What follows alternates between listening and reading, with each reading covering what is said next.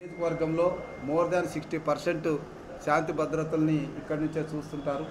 So CI Vamsi గారు వచ్చినప్పటి నుంచి కూడా తన వంతు కృషి చేస్తున్నారు. ఇక్కడ పనిచేస్తున్న సిబ్బంది కూడా బాగుంది. అందులో భాగంగానే ఈరోజు ఈ పోలీస్ స్టేషన్కి రావడం జరిగింది. ఇక్కడ మేము తీసుకున్న నిర్ణయాలు 3 అంశాలు ఉన్నాయి.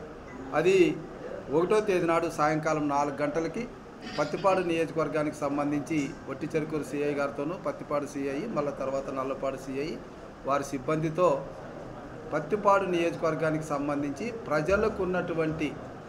ప్రజలు ఎదుర్కొంటున్నటువంటి వాళ్ళు ఇచ్చి పిటిషన్లు ఇచ్చి ఇంకా పరిష్కారం కానటువంటివి ఏవైనా ఉంటే వాటిని పరిష్కరించే దిశలో ఆ రోజు మాట్లాడుకోవడం జరుగుతుంది. దీనికి మండల పార్టీ అధ్యక్షులు కూడా పిలుస్తాం. ఇక్కడ పోలీస్ వ్యవస్థ ప్రజా వ్యవస్థ కాబట్టి, పీపుల్స్ పోలీస్ కాబట్టి మనం అందరూ కలిసికట్టుగా చేయగలిగింది చేస్తారు, చేయలేనటువంటిది కోర్టు ద్వారా తేల్చుకోవాల్సినటువంటి అవసరం ఉంటుంది. కాబట్టి వీటన్నిటి మీద చంద్రబాబు నాయుడు గారి పాలనలో అన్ని వ్యవస్థలు ప్రజాస్వామ్యబద్ధంగా పనిచేస్తున్నాయన్నటువంటి ఒక ఆలోచన ప్రజల్లో ఉంది. దాన్ని ముందుకు తీసుకెళ్తాం. ముఖ్యంగా సిఐ గారు ప్రధానంగా మీ దృష్టికి ఎలాంటి కేసులు తీసుకొచ్చారు, వాటి యొక్క పరిష్కారానికి ఏ విధంగా ముందుకెళ్ళిపోతాం? సిఐ గారు ఎప్పటికప్పుడు ఘర్షణపరమైనటువంటి అంశాల్లో, అంటే ఆస్తికి సంబంధించి కానీ లేదా వ్యక్తిగత అననానికి సంబంధించిన కానీ అలాంటి కేసులు కాకుండా చిన్న చిన్న విషయాల్లో వచ్చినటువంటి కేసులు ఎప్పటికప్పుడు మా దృష్టికి తెస్తున్నాడు. సో దాన్ని కౌన్సిలింగ్ ద్వారానే, ఎందుకంటే కేసులు పెట్టడం వల్ల ప్రయోజనం కన్నా వాళ్ళని రాజీ చేయడంలోనే ప్రయోజనం ఉందన్నటువంటి ఆలోచనతో వాళ్ళు కౌన్సిలింగ్ ఇచ్చేసి పరిష్కరించడం అనేటువంటి జరుగుతుంది. ఇంకా కొన్ని విషయాల్లో వ్యక్తిగతమైనటువంటి ఆస్తులకు సంబంధించి, కుటుంబకు సంబంధించినటువంటి సమస్యల మీద ఒకరి మీద ఒకరు కేసులు పెట్టుకోవడం అనేటువంటివి కూడా వస్తున్నాయి. సో అందులో న్యాయపరమైనటువంటి అంశాలు ఉంటాయి కాబట్టి వాటిని అన్నింటిని కూడా క్షుణ్ణంగా పరిశీలన చేసి సాధ్యమైనంత వరకు 2 పార్టీల మధ్య రాజీకే ప్రయత్నాలు చేస్తున్నాం. నేను కూడా ప్రజాప్రతినిధిగా, ఎందుకంటే వాళ్ళ మధ్యన పరిష్కారమే ముఖ్యం కాబట్టి ఆ కోణంలోనే మేము పనిచేస్తున్నాం. ఇప్పటి వరకు మాకు ఎలాంటి అంటే పోలీస్ వ్యవస్థ మీద పూర్తిగా వ్యతిరేకతో కూడినటువంటి పిటిషన్ అనేది ఇంతవరకు మా దృష్టికి రాలేదు.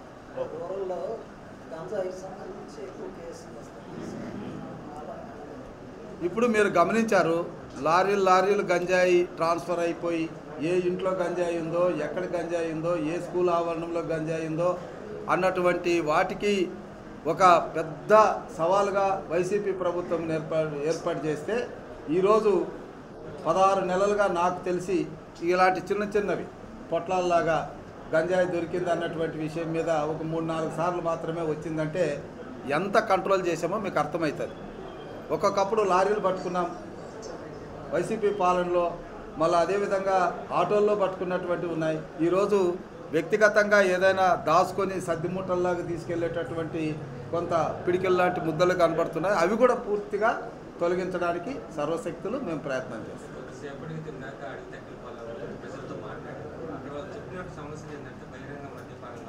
ఎస్, మంచి పాయింట్ రైజ్ చేశారు. ఇప్పుడు మేము అడవి తక్కలపాడు, వెంగళాయపాలెం ఒక కమిటీ ఏర్పాటు చేస్తాం, నైబరింగ్ కమిటీ. ఆ నైబరింగ్ కమిటీలో ప్రజలు ఎన్నుకున్నటువంటి ప్రతినిధులు ఉంటారు. అక్కడ నివాసం ఉంటున్నటువంటి ఒరిజినల్గా అలాట్ అయి నివాసం ఉంటున్నటువంటి వాళ్ళ నుంచి ఒక 3 తీసుకుంటాము.